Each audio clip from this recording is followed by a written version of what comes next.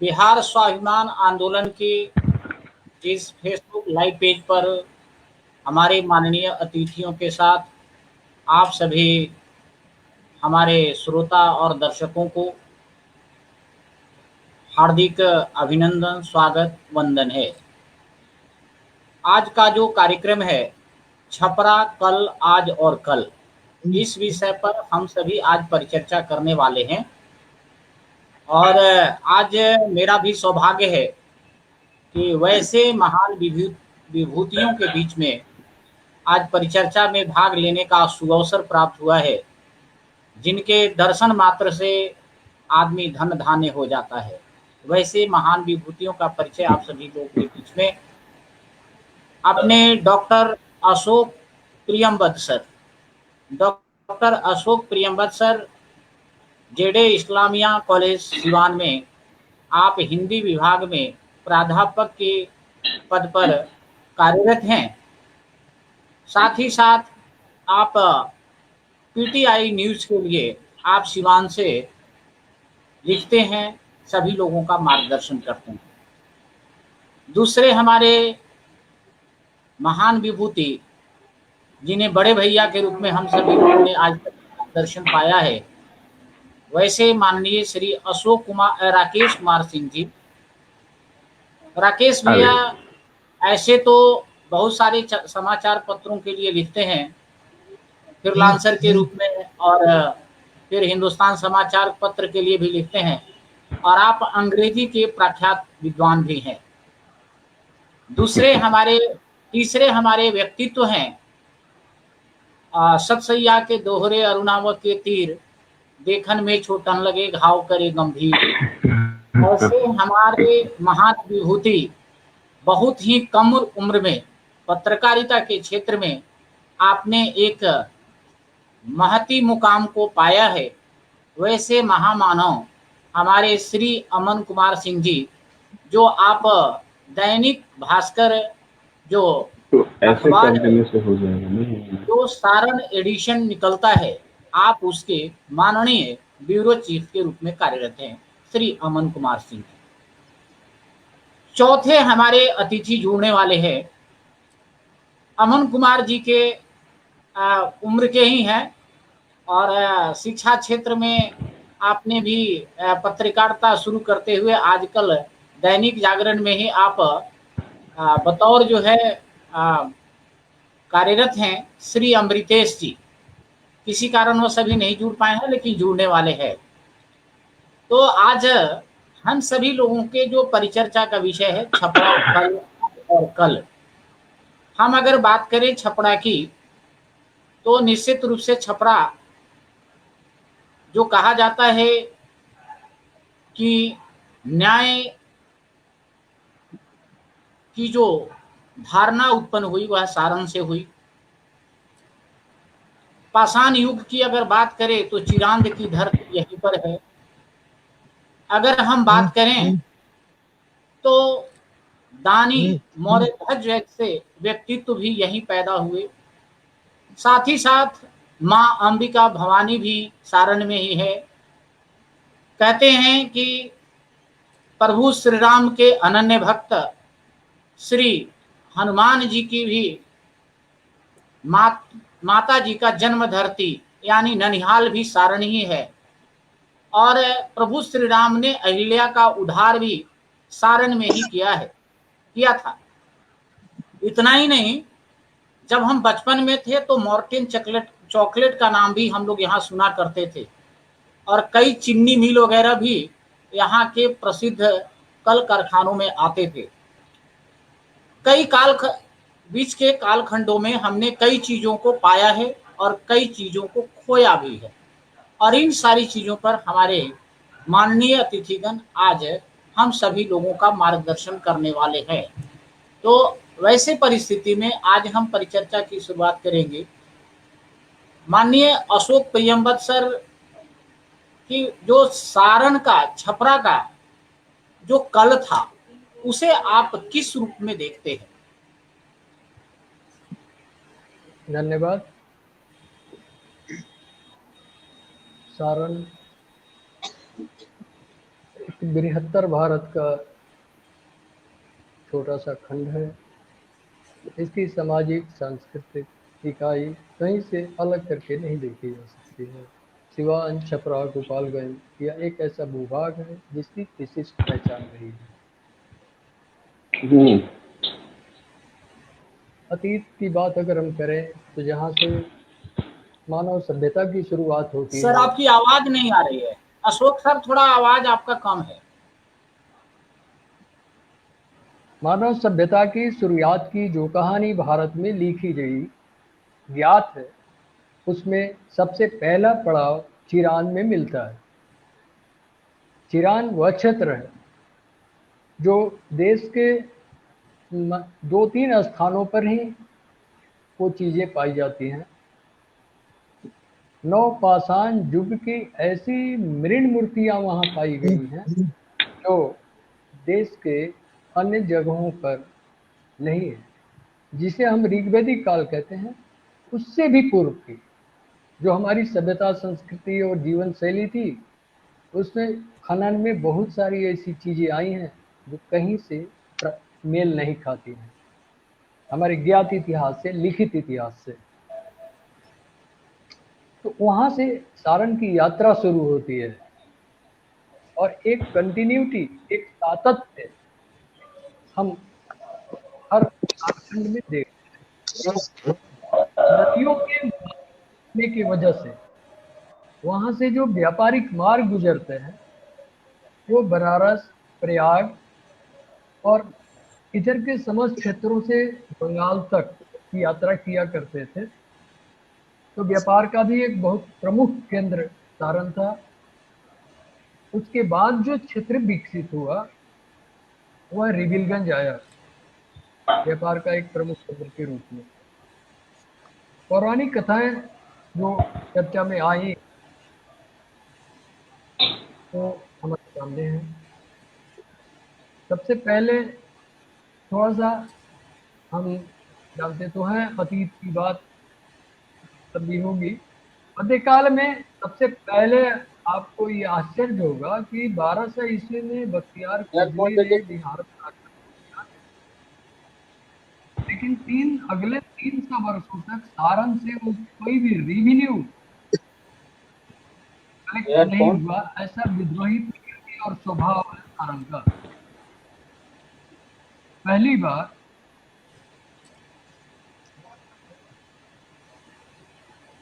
1488 में सिकंदर लोदी के समय में दरवेशपुर दियारा में एक दरबार लगा था और पहली बार सारण के ने इसको नजराना अशोक पेश सर किया। आपकी अशोक सर आपकी आवाज नहीं आ पा रही है।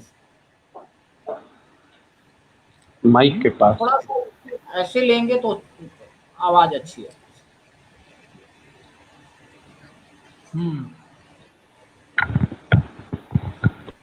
हाँ, थोड़ी सी बात हम ये कर लेते हैं कि 1569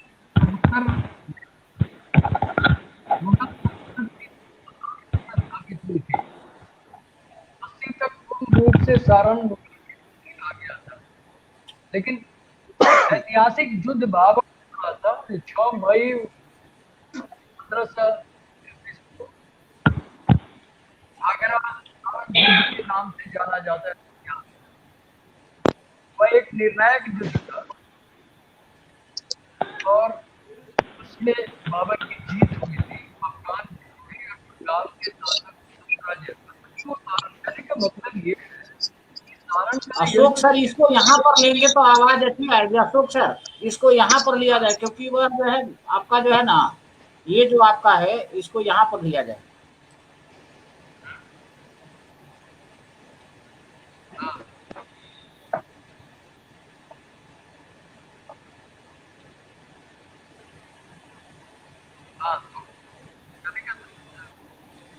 आगरा युद्ध एक निर्णायक युद्ध जो सारण की धरती पर लड़ा गया था 6 मई को।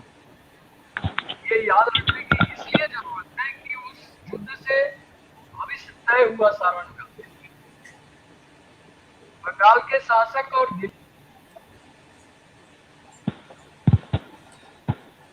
राकेश सर, ये जो छपरा का जो सांस्कृतिक विरासत है उसके बारे में थोड़ा सा दृष्टिपात करना चाहेंगे।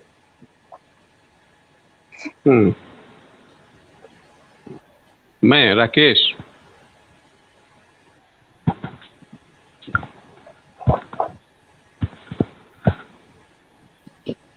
मुझसे पूछा गया। हेलो। जी जी जी जी मैं? जी राकेश सर आपसे। जी जी। हाँ हाँ, देखिए, सारन तो सारण्य था, जंगलों का था, जंगल की बहुत आयत थी, इसीलिए सारण्य नाम पड़ा। यह बहुत ऐतिहासिक और सांस्कृतिक और आध्यात्मिक धार्मिक धरोहरों को समेटे हुए है। यहीं पे न्याय, आपने बहुत अच्छा कहा कि चिरांद में वो न्याय के प्रणेता हुए वो राजा ध्वज। यहीं पे सोनपुर में है गजग्राह मंदिर,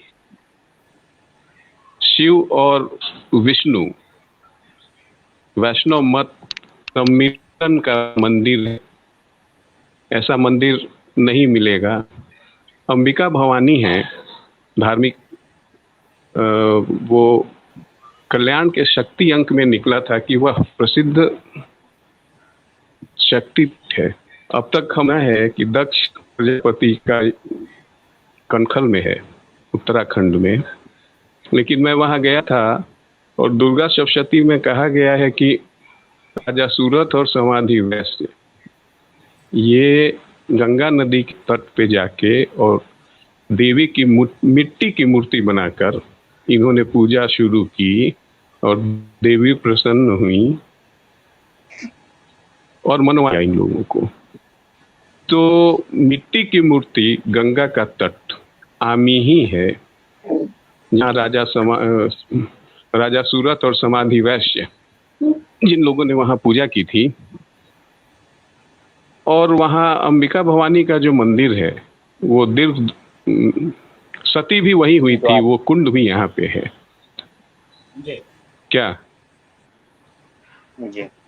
जिसके बाद शिव ने तांडव शुरू किया था और जहाँ जहाँ जो जो अंग गिरे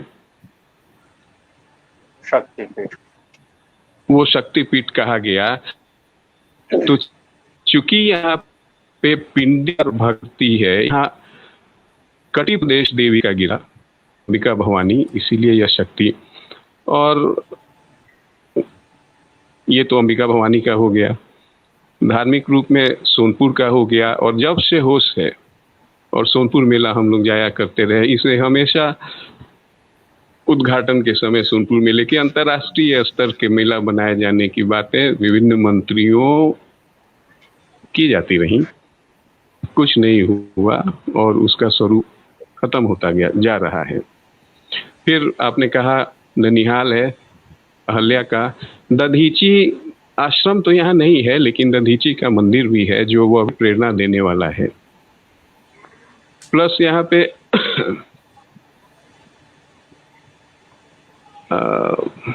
बुद्धिजीवियों का एक रिच हिस्ट्री रहा है। राजेंद्र कॉलेज जो है, एक से एक मनीषी वहाँ पे रहे हैं। और इस पे मुझे याद है कि मनोरंजन, मेरे पिताजी भी प्राचार्य रह चुके हैं, उस कॉलेज में प्राध्यापक भी थे, स्वर्गीय सुशील बाबू। वो बताते थे कि मैंने वो किताब देखी थी मधुशाला, तो मैं पलट रहा था हरिवंश राय बच्चन की जो किताब है, तो उसको शुद्ध करने में और उसके पहले मनोरंजन बाबू ने उसको ठीक किया था। ठीक उसी तरह उन्होंने एक और कथा बताई कि आचार्य शिवपूजन सहाय को एमए ऑनर्स के क्लास में भेज दिया गया और वो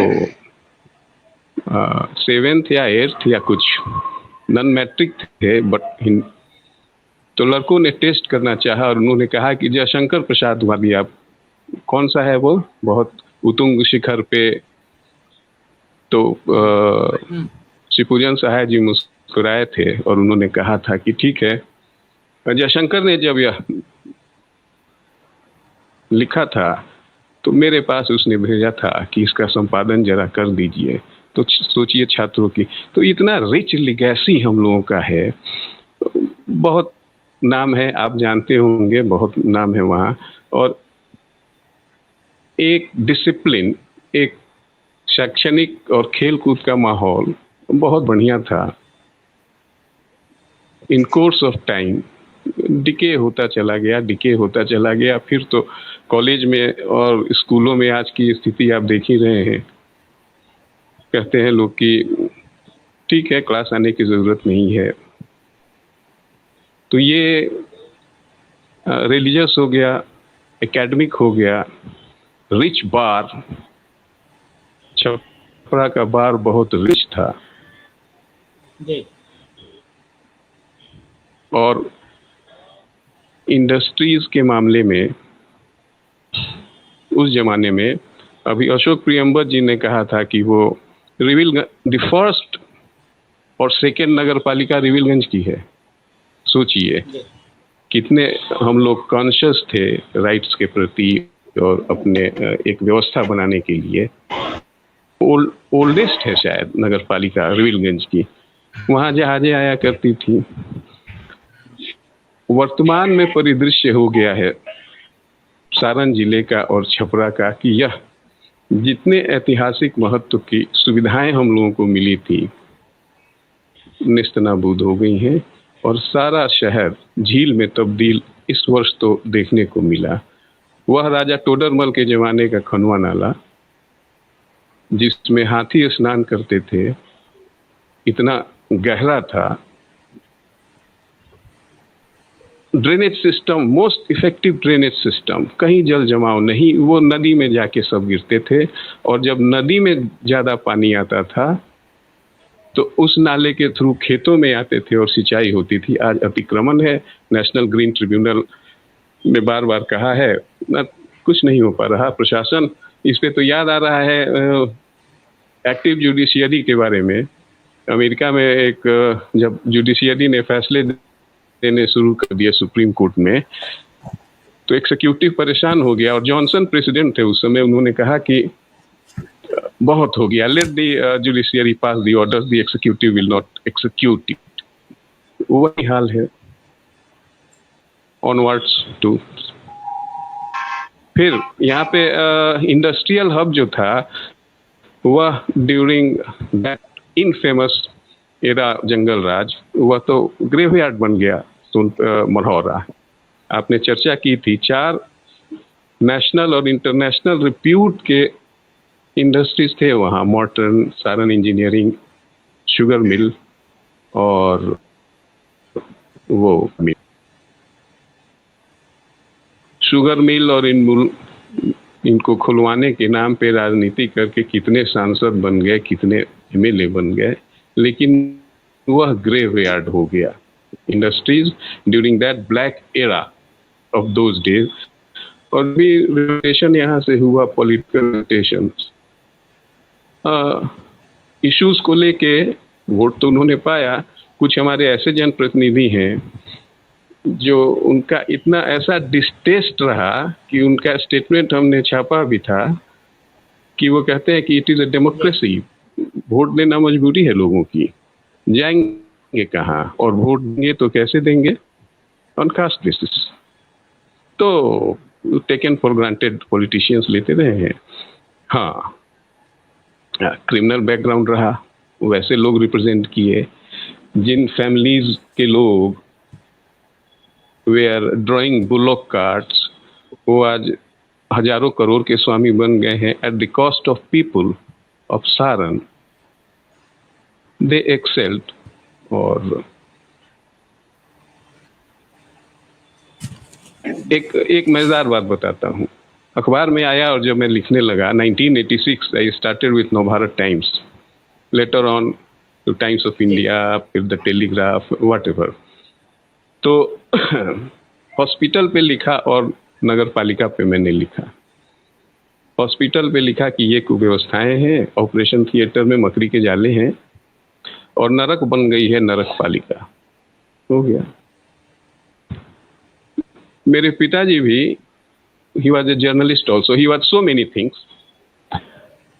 तो मेरा छोटा भाई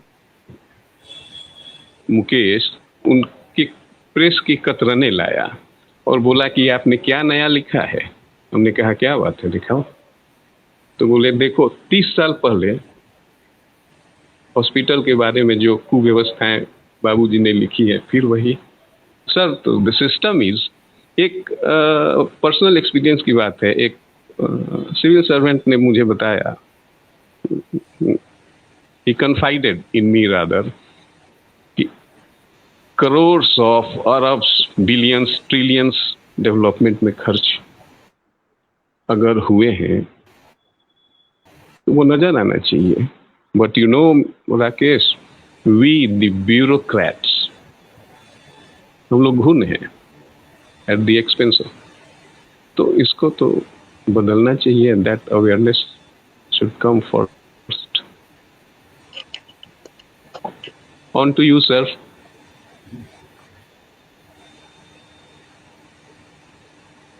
अशोक सर, राकेश सर के एक तरह से कारुणिक चित्रण को आपने अभी सुना है और कई ऐसे इश्यूज हैं जिस पर इन्होंने बड़ी बेबाकी के साथ मत प्रकटीकरण आपने रखा है। आप इसे किस रूप में पाते हैं? देखिए, ऑलमोस्ट डेवलपमेंट की जो अवधारणा है वही बुनियादी तौर पर गलत हो गई।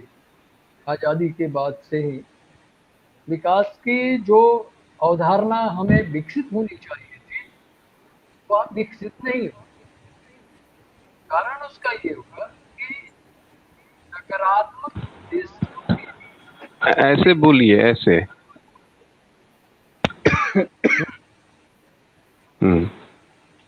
नकारात्मक उद्देश्यों के लिए हम बहुत जल्दी एकत्र हो जाते हैं, असेंबल हो जाते हैं। लेकिन किसी सकारात्मक पहल की जब बात होती है तो उसके लिए हमें बहुत मुश्किलें आ जाती हैं। हम तरह तरह के कुनबों में बटे विभाजित दिखते हैं। ये इश्यूज नहीं बन पाते हैं जिस इश्यूज पर लोगों को खड़ा होना चाहिए। हमें बांटने और तोड़ने वाली जो शक्तियां हैं वह ज्यादा प्रबल है। वो धर्म की भी हो सकती है, जाति की भी हो सकती है, और इसका ये शिकार है ये पूरा भोजपुरी क्षेत्र। जबकि सारण में हम पाते हैं कि यह दूर का क्षेत्र है। हमने कहा था ना कि 1200 ईस्वी के बाद से 300 वर्षों तक सारण में कोई नहीं। आगे के दिनों में भी जब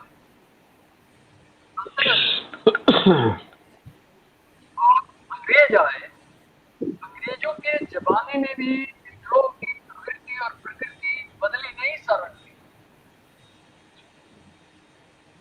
छोटा सा उदाहरण आप देखिए, सामाजिक जीवन के बारे में भिखारी ठाकुर ने जो अपने दौर में रच दिया और कर दिया है वह एक विद्रोह है। राहुल संकृत्यायन ने सारण की धरती से तो किया है, वह भी एक विद्रोह है। किसान आंदोलन का उस दौर में नेतृत्व करना और तरह तरह के संगठनों के माध्यम से जयप्रकाश नारायण उस मुक्ति की उपज है। ये विद्रोह जन्मजात है, जन्मना है, प्रकृतिगत है, लेकिन यह सकारात्मक दिशा नहीं ले पाया।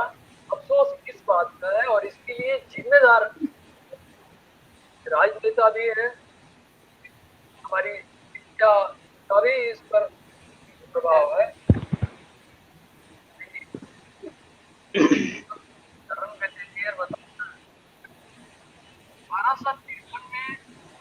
में चलना शुरू हुआ और 1878 में पटड़ी बन गई और ट्रेनें चलने लगी।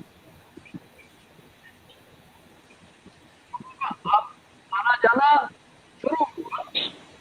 सबसे अधिक अशोक सर हेडफोन को उठा लीजिए। अशोक सर हेडफोन को सीधा करके थोड़ा सा, आवाज आपकी नहीं आ पा रही है।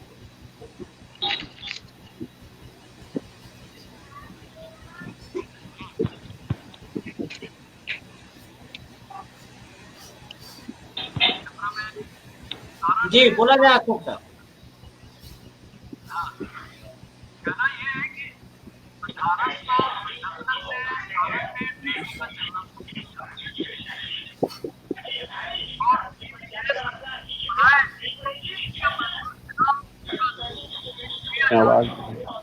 आवाज नहीं आ रही है सर आपकी।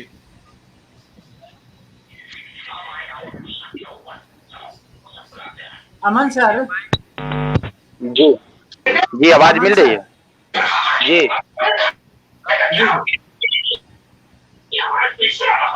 सारण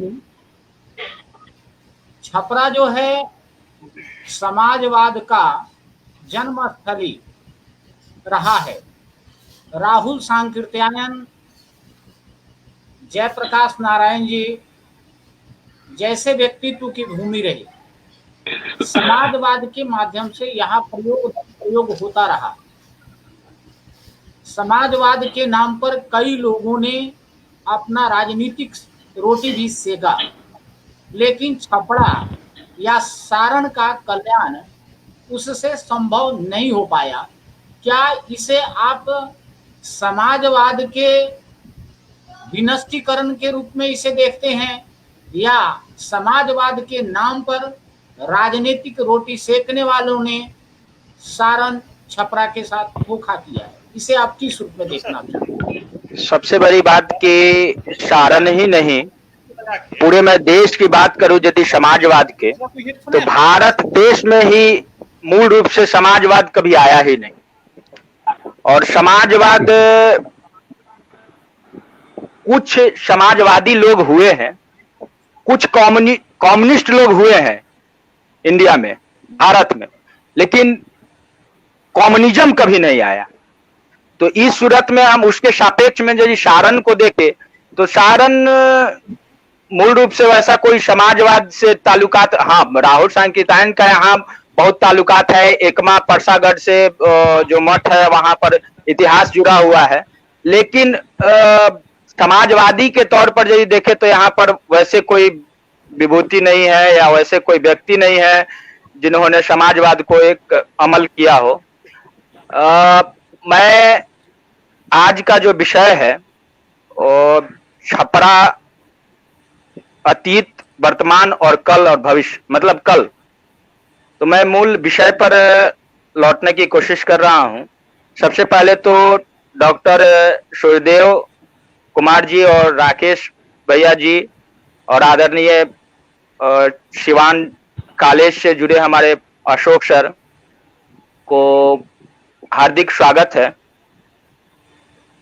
आज हम लोग का जो विषय है वो निश्चित तौर पर एक गौरव का विषय है, क्योंकि सारण एक ऐसा जिला है जिस पर हम अतीत पर भी गर्व कर सकते हैं, वर्तमान पर भी कर सकते हैं और भविष्य पर भी कर सकते हैं। भविष्य पर भी एक बहुत बड़ी उम्मीद है। गंगा, सरयू, सोन, गंडक, डाबरा, माहू, बौथा, सप्त सिंधु से कलकल छल छल निनाद से निश्रित सांगीतिक स्वर लहरियों में रसित शीतल मंद सुगंधमय सौंधी मिट्टी, अरण्यक संस्कृति के पुरोधा, धर्म धाम निष्कर्म योग की तपस्थली सारण रहा है। त्याग व बलिदान का पर्याय, कलम व तलवार व का धनी सारण को 100 बार प्रणाम के बाद भी आत्म तृप्ति नहीं मिलती है। आन बान शान व स्वाभिमान के रक्षार्थ नरसिंहों और रण बाघों की जन्मभूमि यह हाथे बा लाठी करेज शेर बब्बर के हमकत हिमाय मरदाही के बाना बा, देश प्रेम के उमंग छौकेला अंग अंग, सारण के मनई सभे खाटी मर्दाना बा। अनादि औघेश्वर शिव की तरह फक्कर, बांदा सिंह बैरागी एवं हरि सिंह नालवा की तरह अक्कर, दधीची का त्याग, गौतम के ज्ञान व दुर्वासा के क्रोध से समन्वित सारण वासी संस्कृति व राष्ट्र रक्षा की करते आए हैं। 2683 वर्ग मील में विस्तृत ब्रिटानी द्वीप जैसा सारण गौरव पूर्ण इतिहास एवं असरदार भूगोल के लिए प्राचीन काल से अर्वाचीन तक मुस्कुराता आया है और रहेगा। नामकरण के तौर पर ले कि सारण का नाम सारण कैसे हुआ, तो सारण नामकरण को लेकर विद्वानों में कई मतभेद भी है। कुछ विद्वान सारण्य शब्द में य का लोप दर्शाकर सारण संज्ञा स्वीकार करते हैं, तो कुछ हिरणों की बहुलता के कारण सारण की स्वीकृति देते हैं। बौद्ध ग्रंथों के अनुसार यहाँ की निवासी भगवान तथागत बुद्ध की शरणागति स्वीकार की, इसलिए सारण का नामकरण सारण हुआ। कुछ विद्वान लहलादपुर प्रखंड, जो अपना सारण जिला के लहलादपुर प्रखंड है, उसमें एक सारण गांव है, तो सारण गांव को आधार मानते हुए सारण जिला नाम घोषित किया जाता है। बहरहाल रामकृष्ण बुद्ध महावीर के पदरथ से पावन ऋषियों की तपोभूमि भौगोलिक व भाषा वैज्ञानिक आधार पर सारण्य से सारण संज्ञा सर्वमान्य है। यहाँ भाषा और शैली की, यदि भाषा और बोली की बात की जाए तो राष्ट्र भाषा हिंदी की, उपभाषा बिहारी हिंदी की, 3 बोलियों में मूर्धन्य भोजपुरी यद्यपि बोली से भाषा का पूर्ण स्वरूप ग्रहण कर चुकी है। डॉक्टर जॉर्ज ग्रियर्सन ने भोजपुरी के विषय में अपनी कृति वर्नाकुलर ऑफ नॉर्दर्न इंडिया में लिखा था, they form fighting nation of Hindustan. ऐतिहासिक पृष्ठभूमि पर यदि हम प्रकाश डाले तो रामकृष्ण बुद्ध महावीर के पदरज पवित्र भूमि और जिला व प्रमंडल मुख्यालय छपरा का नामकरण लोकप्रिय लोक कवि भिखारी ठाकुर ने श्री राम बारात के 6 दिन सारण में पड़ाव के आधार पर हुआ है। 1-2 दिवस बारात रात में जह तह करत अराव, छपरा नाम परल तबही से 6 दिन परल पड़ाव। मगध साम्राज्य और हर्षवर्धन साम्राज्य के पतन के बाद सारण का भी पराभव हुआ, किंतु संस्कृति अक्षुण्ण रही है।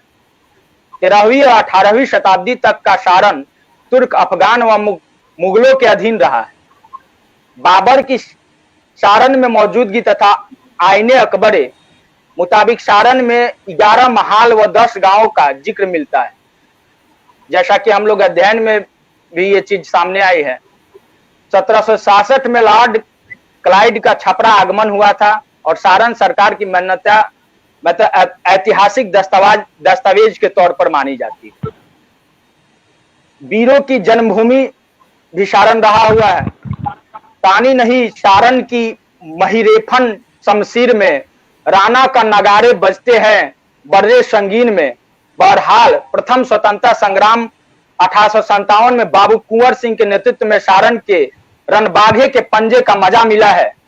गोरांगों को 1775 में हुशेपुर के युवराज ने अंग्रेजी सल्तनत के मुखालतब में ऐताने जंग का नकीब कर दी थी।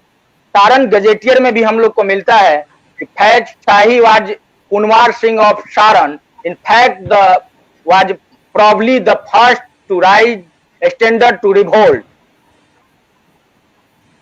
बहरहाल सारण द्वितीय स्वतंत्रता संग्राम के लिए 1916 ईस्वी में कमर कस चुका था। गांधी जी के चंपारण यात्रा में भी डॉक्टर राजेंद्र प्रसाद सहित दर्जनों असहयोग आंदोलन के साथी रहे हैं। 1919 में रोलेक्ट एक्ट के विरोध में भारत मिश्र माधो सिंह की गिरफ्तारी। 1932 में सोशल रिपब्लिक एसोसिएशन के एरिया कमांडर मलखाचक, दिगवाड़ा में मलखाचक है, मलखाचक निवासी बाबू रामदेनी सिंह की बिहार में पहली शहादत 1942 में। भारत छोड़ो आंदोलन में 8 दिन तक पूरे इतिहास में एक गौरव का विषय है कि 8 दिन तक दिगवाड़ा आजाद रहा था। जब पूरे भारत गुलाम था तो पूरे दिगवाड़ा 8 दिन तक आजाद रहा। वीरांगना बहुरिया राम स्वरूपा देवी की क्रांति आदि ऐसे सैकड़ों शहादत वीरता के उदाहरण में से भरे पड़े हैं। संपूर्ण क्रांति के नायक जयप्रकाश नारायण की भूमिका अग्रणी रही।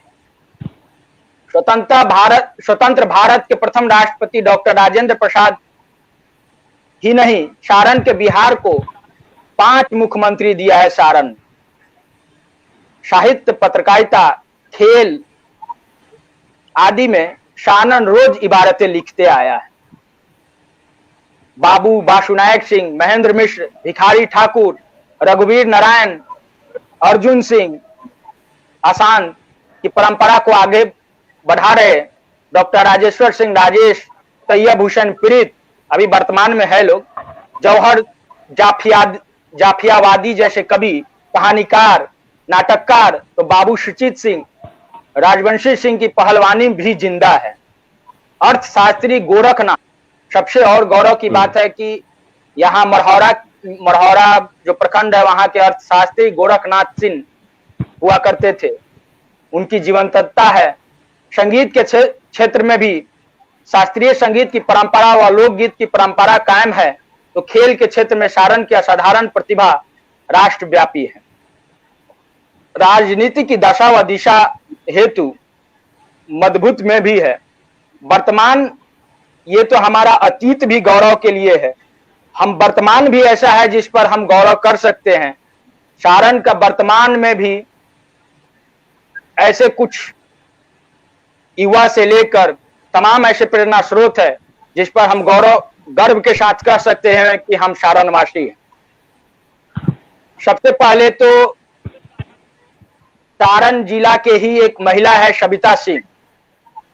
सविता सिंह, मुझे जो जानकारी है कि कोपा के आसपास की रहने वाली है। जो भारतीय मूल की अधिवक्ता सविता सिंह अमेरिकी कानून व्यवस्था में इतिहास रच चुकी है।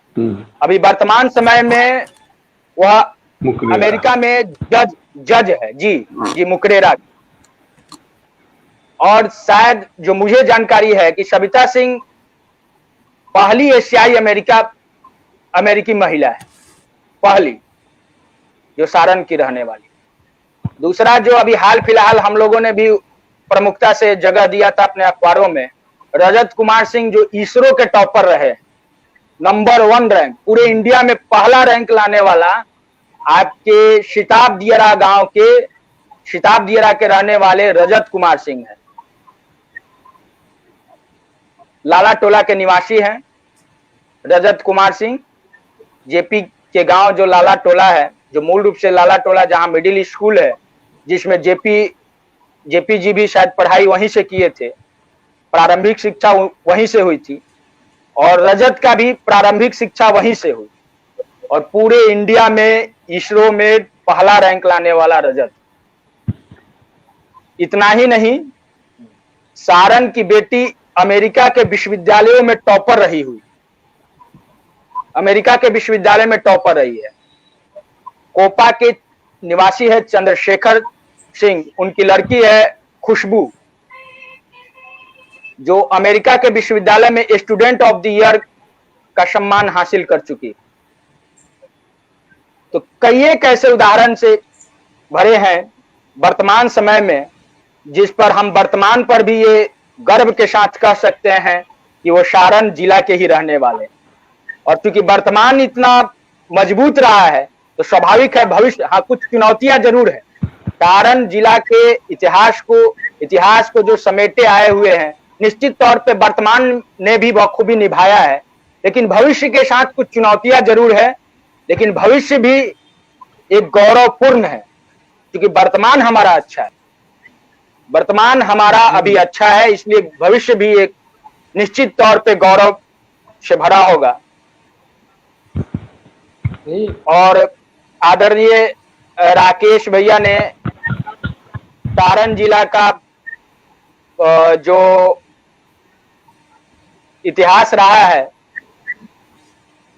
उसको बखूबी यहाँ अभिव्यक्त किए हैं कि कैसे हम पौराणिक दृष्टिकोण से भी देखे तो अंबिका भवानी मंदिर जो है शिव की ससुराल, मतलब शिव की नगरी बोला जाता है, शिव की ससुराल बोला जाता है। हमारा रिबिलगंज में है, रिबिलगंज का भी इतिहास अपने आप में बहुत गौरवपूर्ण है। मरहौरा गढ़ देवी का है। अमन सर, इसके अलावा जी अमन सर, इसमें छपरा जो है सांस्कृतिक विरासत, राजनीतिक विरासत, धार्मिक विरासत का चादर ओढ़े हुए, बिल्कुल निश्चित रूप बिल्कुल से छपरा का जो विरासत है कई ऐसे स्थानों से उम्दा उम्दा दर्जे का है, जी किंतु जी आज जो स्थिति है जिस हम जी अतीत पर गर्व करते थे, आज वह कहीं न कहीं धूमिल हुई है। अभी हम बात करें तो छोटा सा स्वतंत्रता संग्राम में जो अप्रतिम योगदान छपरा का रहा है, जी कहा गया कि राजेंद्र बाबू जिस विद्यालय से पढ़े, जिला स्कूल से, आज उसकी भी स्थिति अच्छी नहीं है। बिल्कुल अगर बिल्कुल हम कहें तो राजेंद्र कॉलेज, जिस राजेंद्र कॉलेज में सुशील बाबू, मनोरंजन बाबू वगैरह जैसे विभूति एक तरह से उसमें योगदान दिए और उसके प्रतिष्ठा को आगे बढ़ाने का काम किए, आज भी अपनी प्रतिष्ठा को खोता जा रहा है। जिस समाजवाद की जन्मस्थली सारण और जी उस समाजवाद के बुनियाद पर राजनीतिक अपना अस्तित्व खड़ा करने वाले लोगों ने आपने कहा कि 5 मुख्यमंत्री छपरा ने दिया, जी लेकिन बिल्कुल आज जो है तो छपरा की स्थिति है वह अच्छी नहीं। अकबर के समय, अकबर के 9 रत्नों में शामिल टोडरमल ने जिस नाले का निर्माण किया, आज अब जब चुनाव आते हैं तो यहाँ पर लगता है कि उस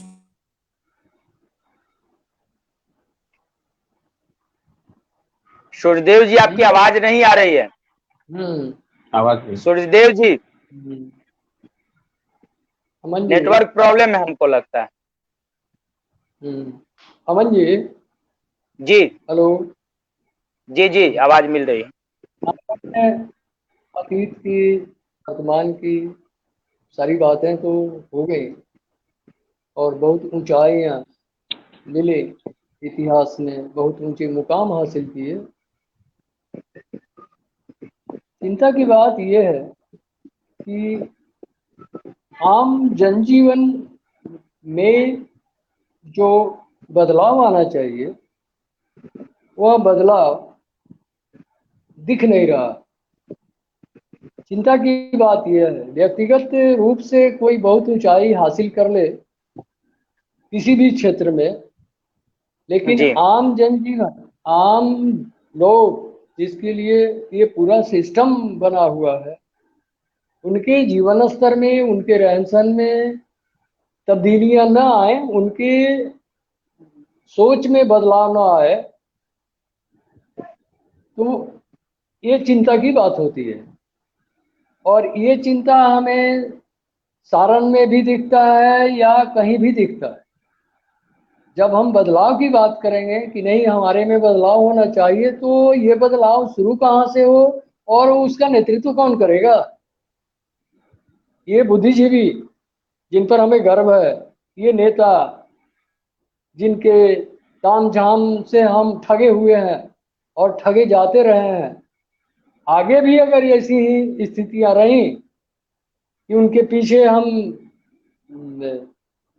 लगे रहें और इसी तरह से दोहन, शोषण और उत्पीड़न का वातावरण बना रहे, चलता रहे, तो आगे इस चुनौती को हम स्वीकारते और इस समाधान की दिशा में पहल करने वाला वर्ग कौन होगा? उसका नेतृत्व कौन वर्ग करेगा? सबसे बड़ी बात देखिए, गिरावट तो सभी क्षेत्रों में आई है निश्चित तौर पे, चाहे वो सियासत हो, जर्नलिज्म हो या एडमिनिस्ट्रेशन हो, मतलब प्रशासनिक दृष्टिकोण से भी देखें तो व्यवस्थागत भी बहुत सारी गिरावटें आई हैं, भ्रष्टाचार बढ़े हैं। हम आप इसके लिए जिम्मेदार हैं, इसके लिए हम आप जिम्मेदार हैं।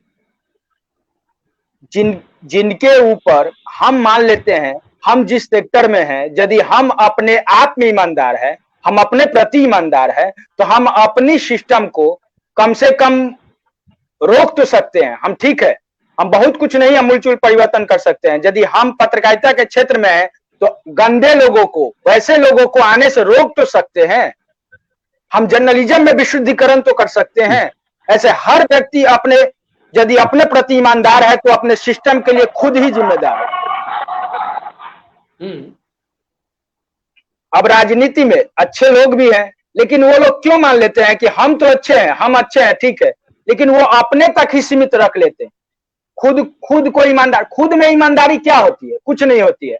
ईमानदारी कभी भी दूसरे के ही प्रति होती है, दूसरे के प्रति ही होती। आप खुद ईमानदार होने का क्या मतलब? हम यदि ईमानदार हैं तो हम, जी हाँ, कुछ ये बोले राकेश हम भी। भैया। हाँ जी, बताइए। वो बहुत बहुत थॉट प्रोवोकिंग और बहुत विस्तार से वेरी वेल रेड आपने जानकारियां दी Aman. Very nice to hear from you. ईमानदारी की बात है, देखो मुझे जो लगता है कि पॉलिटिकल विल ऑफ कोर्स लोगों की जिम्मेदारी है, लेकिन हम चुनते हैं अपनी बेहतरी के लिए। डेमोक्रेटिक सिस्टम है, पॉलिटिकल विल नहीं है। मैं कुछ उदाहरण देना चाहूँगा। मुझे याद है इंडिया टुडे में एक लेख निकला था फिशरीज पे। उसका पहला लाइन था कि fishes in Indian ocean, Indian rivers die their natural death. क्या मतलब है इसका? उपयोग नहीं होता है, ठीक है। आपने कहा अभी कि छपरा जो मुख्य रूप से 3 नदियों से घिरा, जी, अन्य नदियां सब्सिडियरी हैं, तो यहाँ कितना बड़ा स्कोप है, कितने बड़े बड़े सपने दिखाए गए मत्स्य पालन का। इतना रिच नदियों से यह जिला है कि फूड प्रोसेसिंग इंडस्ट्रीज यहाँ लगाए जा सकते हैं, जिसके वादे पॉलिटिशियंस करते रहे हैं। फिशरीज को ऐसे मुकाम पे पहुंचाया जा सकता है कि आंध्रा का फिश यहाँ नहीं आए, हम यहाँ से एक्सपोर्ट करें। तो मुझे याद है जब समता पार्टी बना के और नीतीश कुमार घूम रहे थे, उनके साथ और लोग थे, तो जलालपुर में एक प्रेस कॉन्फ्रेंस था, तो हमने पूछा था कि Lalu Prasad Yadav the most powerful chief minister who could have transform the state, कोई कुछ नहीं कर सकता था इतने दिन, क्यों ऐसा हुआ और क्यों आप लोग भी उसको सपोर्ट किए, आप लोगों को अलग होना पड़ा? तो नीतीश कुमार जी जो प्रेजेंट चीफ मिनिस्टर ने कहा था कि विजन नहीं था, कंसेप्ट नहीं था। और उनके साथ बाबा जो हैं कौन, इन लोगों ने कहा था विजन और विल पावर नहीं था। तो विजन, कंसेप्ट और विल पावर के साथ ये आए, इंडस्ट्रियलिस्ट को बुलाया थ्रू सम IAS ऑफिशियल्स फलाना, लेकिन द फैक्ट रिमेन्स, जंगल राज की समाप्ति 15 साल की समाप्ति के बाद अभी इनका भी तो 15 साल हो गया, क्या अशोक जी? हाँ, बिल्कुल जी। हाँ ठीक है, इंडस्ट्रीज सारे खत्म हुए ड्यूरिंग RJD रिजीम इन बिहार, लेकिन सारण में कम से कम यूनिवर्सिटी, 2 फैक्ट्रीज, इंजीनियरिंग कॉलेज का क्रेडिट तो पॉलिटिकल विल, पीपुल्स ऑनेस्टी होती है। एक था कि भाई वो क्राइम सिचुएशन से और फलाना से हमको, आवाज नहीं जा रही जी, मिल रही। हाँ, कि हमें एक लॉ एंड ऑर्डर और इलेक्ट्रिसिटी और कम्युनिकेशन एक बढ़िया चाहिए, पहले ये मांग थी लोगों की, तो हम खुद ब खुद अपना सिस्टम ठीक कर लेंगे। तो इनिशियल स्टेज में हुआ, बट फिर हम ईमानदार हैं अपने लिए, आप ईमानदार हैं अपने लिए, अपने प्रोफेशन के लिए, but the policy makers are the powerful persons. भाई सत्ता तो चाहिए ट्रांसफॉर्मेशन के लिए, तो देखिए आप भी कितना लिखते रहे हैं। छोटे स्तर पे देख लीजिए, सारण छपरा की बात देख लीजिए, चिल्ड्रन पार्क कितना लिखा, 2 करोड़ में बना, फिर उसका ब्यूटिफिकेशन हो रहा 2 करोड़ में, फिर ब्यूटिफिकेशन हो रहा 2 करोड़ में, बट ध्वस्त होता जा रहा। एलियस टैंक, अरे और ब्यूटी, देखिए ब्यूरोक्रेट्स को कंसेप्ट, हमको याद है कुरियन ने जो यहाँ, अभी मैं वडोदरा में हूँ गुजरात, यहाँ अमूल का जो कुरियन ने खोला है, अमूल जो रिवॉल्यूशन हो गया डेयरी के क्षेत्र में, तो एक मैं संस्मरण पढ़ रहा था तो कुरियन से उन्होंने एक कंसेप्ट दिया, तो प्राइम मिनिस्टर ने उनसे पूछा कि ठीक है हम ये करो, ये दुग्ध सफेद क्रांति लाने की बात कर रहे हो, करो, तुमको क्या इंफ्रास्ट्रक्चर चाहिए, कैसे लोग चाहिए। कुरियन ने क्या कहा था बताएं? बोले कि देखिए हमें अपने हिसाब से लेने दीजिए या कुछ स्पेशलिस्ट लोगों को, I don't need IAS officers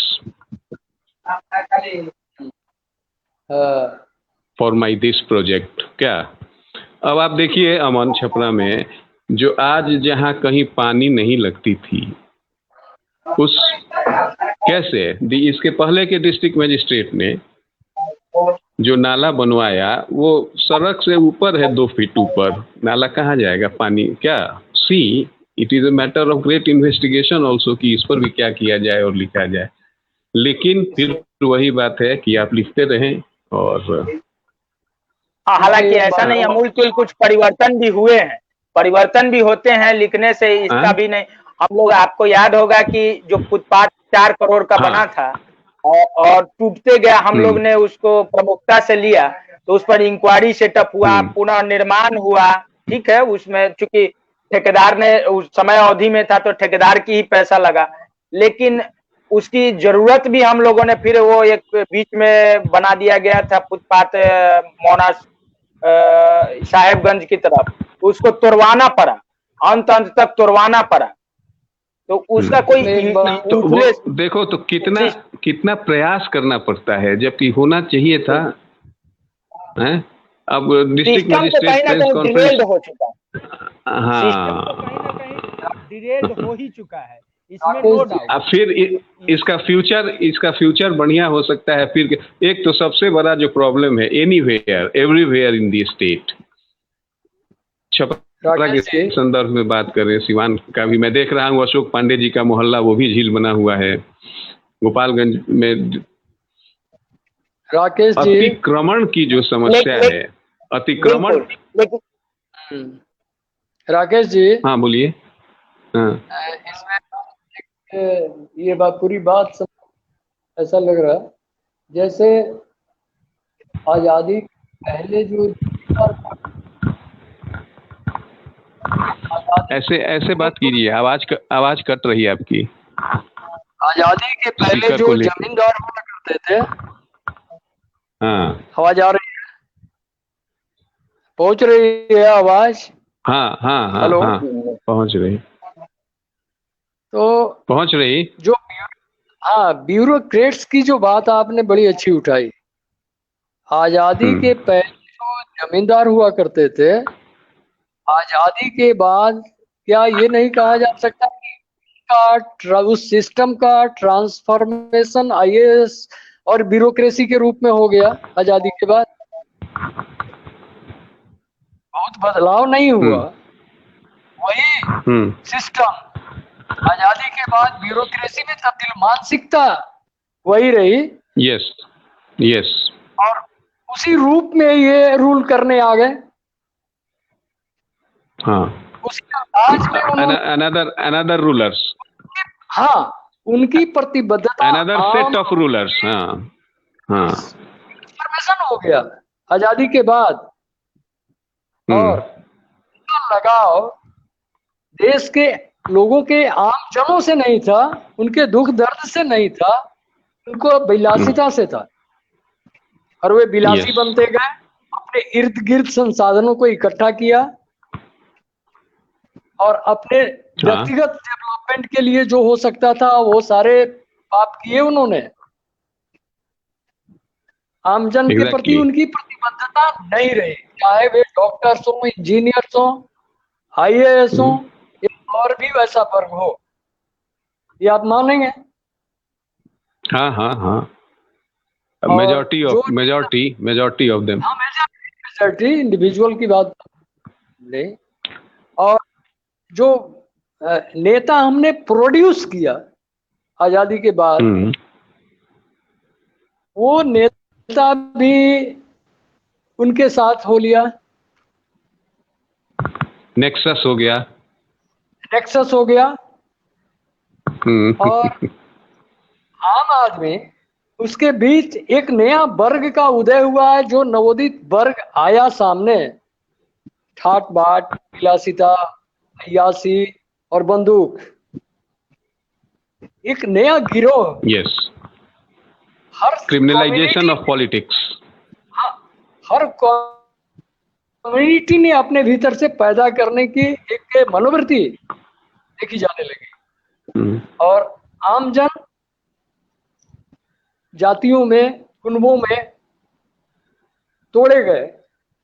भाई, हमें बिजली चाहिए, हमें सड़क चाहिए, ये किसी गांव के एक जमात की जरूरत नहीं है, पूरे गांव की जरूरत है ना? पूरा गांव ये मांग न कर बैठे, इसके लिए उनको तोड़कर रखना जरूरी है। तो कैसे टूटेंगे? ये ब्राह्मण टोला है, ये टोला है, वो टोला है, तरह तरह के टोले और कुनबों में बांट दो, फिर इंटीग्रेटेड डिमांड नहीं आएगी हमारे सामने, प्रेशर ग्रुप तैयार नहीं होगा। और उसका सर्वोत्तम उदाहरण सारण क्षेत्र है। इसके बाद सारण, माने the old Saran, old Saran including old Saran, including Chhapra, Siwan, Gopalganj. आप गोपालगंज से शुरू करें, फिर आप छपरा पहुंचे, तो वो पंचायत पर भी वो गिरफ्त कायम की जा चुकी है। नहीं, पंचायत लेवल पर भी वो एक व्यक्ति है, लेकिन उसकी पहुंच और पकड़ पंचायत के ग्राउंड लेवल पर भी है। और इसी मानसिकता में हम जी रहे हैं, पल रहे हैं, सोच रहे हैं, और इन्हीं टकरावों के बीच हम डेवलपमेंट की बात भी कर लेते हैं। डेवलपमेंट हो भी रहा है, which in course of time proves to be simply whitewash. Implement हो रहा फिर वही डेवलपमेंट हो रहे हैं, लेकिन वो हमारी जरूरत से नहीं हो रहा है, उनकी जरूरत से हो रहा नहीं। एग्जैक्टली। जैसे सरकार प्लान करता है कि यहाँ से यहाँ तक नाला बनाना है, ये कोई इंजीनियर देता है क्या कि पूरा शहर का ऐसा बनाओ कि उसका लेवल एक रहे और सब इंटीग्रेटेड पानी एक साथ निकल जाए। के बीच को आप नहीं देख रहे हैं क्या? यहाँ से वहां तक वो बनाएगा, वहां से वहां तक वो बनाएगा, दोनों के बीच में गैप रह जाएगा। वो सही है, बस सॉल्यूशंस है, सॉल्यूशंस अभी भी है। जैसे अमन ने कहा ना, let us be optimistic, but honesty and will power on the part of the persons who matter. हम आप only can raise, we can point towards that problem. लेकिन जो चलिए, विजुअल ऑनेस्टी नहीं, एक इंडिविजुअल ऑनेस्ट लीडरशिप। अगर हम ईमानदार हैं तो हमें कम्युनिटी के साथ विश्वास कायम करके लीडरशिप में उतरना होगा। देखिए, सबसे बड़ी बात है कि ये इस चीज से हम इग्नोर नहीं कर सकते कि सिस्टम आपका पूरा करप्ट हो चुका है, नो डाउट। आपकी राजनीति का पैमाना बदल चुका है, आपकी राजनीति का बुनियाद बदल चुका है। आप जाति, धर्म, क्षेत्र, रंग, भेद के आधार पर आप वोट दे रहे हैं, जबकि राजनीति का आधार सिर्फ और सिर्फ होना चाहिए तो वर्ग संघर्ष। हम समाजवाद की बात क्यों करते हैं? वर्ग संघर्ष हमेशा आपको उत्तम स्तर पर ले जाता है। वर्ग संघर्ष मजदूर और पूंजीपति वर्ग के बीच का संघर्ष होना चाहिए, न कि जाति, धर्म और तमाम चीजों के आधार पर बटे होना चाहिए। और पूरे बिहार ही नहीं अपितु पूरे लोकसभा चुनाव का भी आधार देखिए तो राजनीति का एक सिर्फ और सिर्फ यही आधार बन गया है। आप जो वोट करने जा रहे हैं, आप हो, हम हो, कोई हो, एक भेड़िया धसान जिस तरह से पूरे भीड़ जिस मॉब जिस रूप में जा रही है उसी रूप में हम लोग भी जा रहे हैं। इस पर कोई गौर नहीं करता है कि आज भी नोटा और वोट नहीं देने वाले भी लोग हैं। आपका 47% पर बहुमत की सरकार बनती है, बाकी लोगों को आप इग्नोरेंस में लेकर चलते हैं। वो लोग कौन है, वो क्या चाहते हैं, वो क्या चाहते हैं? जो लोग वोट नहीं करते वो क्या चाहते हैं? जो लोग नोटा में दबाते हैं वो क्या चाहते हैं? उनको कैसा सत्ता चाहिए? इस पर कभी किसी ने कोई विचार नहीं किया। तो सबसे बड़ी बात है कि आज की कास्ट सिस्टम जो है वो it is here to stay. हम तरह तरह की बातें करते हैं, इलेक्शंस आएगा फिर उसी मूड में घूम जाएंगे। हाँ, यदि राष्ट्र स्तर की है तो संप्रदाय के स्तर पर हम बट जाते हैं, संप्रदाय के स्तर पर बटकर हम वोट करते हैं। देखिए, पर्सनालिटीज लाइक मोरारजी देसाई, उनको भी उन्होंने भी चुनाव लड़ा था, तो जहां कास्ट उनका ज्यादा था वहां से चुनाव लड़े थे। आपसी बातचीत में दे कन्फाइड कि दिस इज ए फैक्ट, इसके आधार पे तो हमको चलना होगा। और वो बाकी तो हाँ, आजादी के बाद जब पहला चुनाव हुआ सर, वो सारी बातें तो है। जब पहला चुनाव हुआ अशोक सर, हाँ सर, सर हाँ बोलिए सर, सबसे बड़ी बात क्या है कि ये जो है कास्ट फैक्टर ये चलता रहता है, संप्रदायवाद भी चलता है, साम्यवाद भी चलता है, समाजवाद भी चलता रहता है, लेकिन साम्यवाद कभी चला नहीं है। साम्यवाद धरातल पे उतरा ही नहीं है। साम्यवाद उतर जाता तो ये तमाम चीजें अपने आप दूर हो जाए। प्रेमचंद ने कहा है कि साम्यवाद और समाजवाद सिर्फ दो ही जगहों पे काम करता है, मधुमक्खियों के छत्ते में और चींटियों के बिल में, बाकी कहीं नहीं। साम्यवाद का प्रयोगवाद चलेगा, साम्यवाद का प्रायोगिक रूप क्या होगा ये देखना। साम्यवाद की पृष्ठभूमि, हम 1 मिनट में आते हैं। साम्यवाद तो दास कैपिटल में ही असफल हो गया। हम मानते हैं कि हम भी मानते हैं इस चीज को, लेकिन सिद्धांतों में साम्यवाद है, लेकिन प्रयोग में नहीं है। प्रायोगिक नहीं है, प्रायोगिक उसका रूप कुछ और है। अरे अनुसार इसीलिए कहे हैं कि यहाँ कुछ कम्युनिस्ट ईमानदार हुए हैं, कुछ कम्युनिस्ट जरूर हुए हैं, लेकिन कम्युनिज्म नहीं आया, कभी नहीं आया, कभी रहा ही नहीं। हम इतना जानते हैं, सिर्फ एक बात हमको मान लेना चाहिए अमन जी कि कोई भी थ्योरी कंटेम्पररी होती है। आज के दिन दिया गया सिद्धांत ही हो सकता है, पूर्ववर्ती दिए गए सिद्धांत की परिस्थितियां अलग थी, जिन पर विकास की अपनी गति है। इसी पर नहीं सिद्धांत फॉलो नहीं करता। साम्यवाद क्योंकि अपने आप में एक बहुत बड़ा विज्ञान है, बहुत बड़ा एक साइंस है, साइंस है। हम लोग हर युग की अपनी विशिष्ट परिस्थितियां होती हैं, उन्हीं परिस्थितियों में सर अशोक सर, साम्यवाद पर अलग से हम लोग परिचर्चा करेंगे। और समाजवाद पर भी करेंगे। लेकिन आज का जो विषय अपना था छपरा कल, आज और कल, तो जल्दी इसको हम लोग कंक्लूड करना चाहेंगे क्योंकि समय भी ज्यादा हो गया है। तो हम जो है जो चाहते हैं कि कल मेरा अच्छा था, आज भी जो गुजर रहा है वो है अच्छा ही है, लेकिन हमने जो आधार पर वर्तमान की जो रचना की है और भविष्य जो हम खड़ा करना चाहते हैं, तो वह भविष्य मेरा किस प्रकार का हो, थोड़े सब ताकि जो है इसे विराम दिया जाए। मेरी दृष्टि में भविष्य का नियमन नहीं किया जा सकता। हम चलने की दिशा है वो तय करेगी कि हम पहुंचने वाले कहाँ हैं। विकास इतना कंपोजिट और इतना कंट्राडिक्टरी है,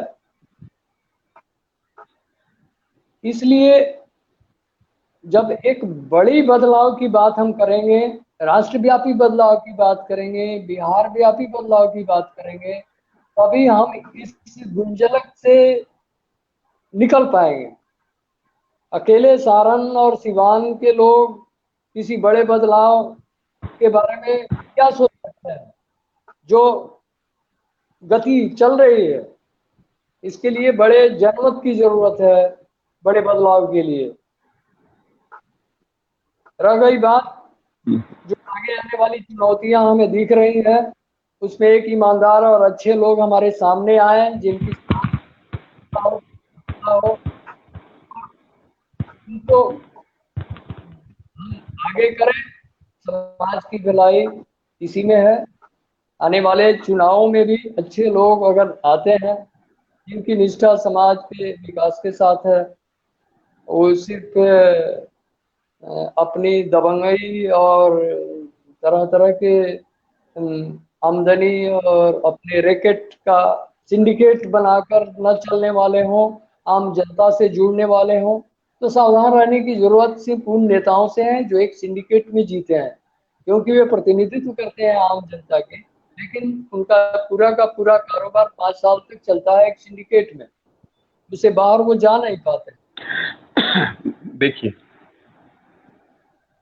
देखिए अभी कोई किसी अफ्रीकन कंट्रीज के, हाँ सर, किसी अफ्रीकन कंट्रीज के कोई प्राइम मिनिस्टर आए थे, प्रेसिडेंट आए थे, अभी जो अशुभ रहे हैं ऐसे लोग हैं। तो यहाँ तो पॉलिटिकल सिस्टम ऐसा हो गया है, खुद कानून बनाना है तो अपने लिए सारी सुविधाएं।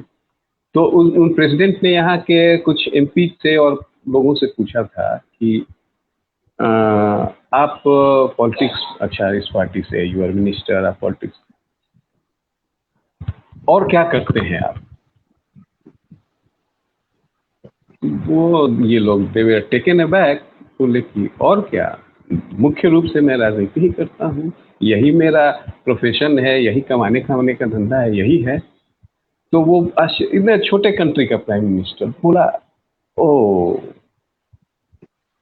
वैसे मैं अपने को सस्टेन करने के लिए एग्रीकल्चर, मेरी खेती है, मैं खेती करता हूँ, and this is for public service. यह कंसेप्ट आएगा तब तो, यह तो सेल्फ सर्विस है। आप देखते हैं कि हर चुनाव के बाद जो भरते हैं लोग, इजाफा 15% ज्यादा हो गया इनकम का, ये हो गया, एसेट्स हो गए। अरे बड़े सपने थे पंचायतों में। अमन सर जी, तो किस प्रकार की छपरा की मनसा आप पाले हुए हैं, थोड़ा इसके बारे में चर्चा करें और इसके बाद जो है कार्यक्रम समाप्त की घोषणा कीजिए। किस तरह की? जी क्या बोले? छपरा का भविष्य आप देखना चाहते हैं? देखिए, सबसे पहले तो हम ओवरऑल जो छपरा की बात करें, सबसे पहले तो हम शहर से शुरुआत करते हैं छपरा की। यदि शहर की स्थिति को, शहर में सुधार लाने के प्रति हम सोच रहे हैं, तो जब एक बेईमानों की संगठन बन सकता है तो एक ईमानदारों का एक मंच क्यों नहीं बन सकता? एक अच्छे लोगों का मंच क्यों नहीं बन सकता है? यदि हम कहते हैं कि 10 लोग यदि अच्छे लोग हो, 10 ईमानदार लोग हो, तो नगर पालिका का मजाल नहीं है, निगम का मजाल नहीं है कि कोई गलत प्रोसीडिंग ला दे, गलत चीजों को पारित करा दे, जो आम पब्लिक पर एक बर्डन के रूप में पड़ता हो। हम खुद एज ए बतौर सलाहकार के तौर पर जब नगर पालिका में थे, तो मैंने पुरजोर विरोध किया था एक प्रस्ताव का, अंततः वह खंडित हुआ। जब यहाँ बात हो रही थी कि नगर पालिका के होल्डिंग टैक्सेज को बढ़ाना है, क्योंकि यहाँ छपरा नगर निगम का 4 करोड़ मतलब होल्डिंग टैक्स का टारगेट होता है, तो एक कंपनी हायर किया गया पटना से और उसको एक प्रोजेक्ट के तौर पर रखा गया कि ये 10 करोड़ वसूल करेगी और हमको 6 करोड़ देगी। तो हमने उसका पुरजोर विरोध किया था, एज ए पत्रकार की हैसियत से भी था, लेकिन एज ए वहां एक बोर्ड के मेंबर के मतलब सलाहकार के नाते भी वहां पर मैंने हस्तक्षेप किया और ये पारदर्शिता लाने को कहा कि आखिर 6 करोड़ रुपया जो देगी तो कंपनी कितना लेगी, जो कंपनी वसूल करने वाली है वो कितना परसेंटेज लेगी। 40% कमीशन पर काम करेगी, 10 करोड़ रुपया वसूलेगी, किनका पैसा वसूल होगा? आम पब्लिक का। तो हमारे यहाँ जो सिस्टम है, इसका मतलब पहले तो आप ये मान रहे हैं कि आपका नगर पालिका का सरकारी सिस्टम डिरेल्ड है, आपका जो नगर निगम में जो टैक्स कलेक्टर है वो नाकारा है, तो क्यों नौकरी करेंगे? ऐसे लोगों पर सरकारी अभियोग लगा, सरकारी कानून के तहत ही क्यों नहीं बर्खास्त किया जाए? और बोल्डली इस चीज को जब मैंने रखा, पारदर्शिता के साथ उसको जब रखा गया कि 40% कमीशन पर ये कंपनी प्राइवेट काम करेगी और प्राइवेट को जिम्मेदारी दी जा रही है टैक्स, होल्डिंग टैक्स वसूली करने का, तो वो पार्षद समझ ही नहीं रहे थे। और जब पार्षदों ने समझा तो 45 में 70% पार्षदों ने उसमें नकारात्मक स्वर में एक बार में खारिज कर दिया।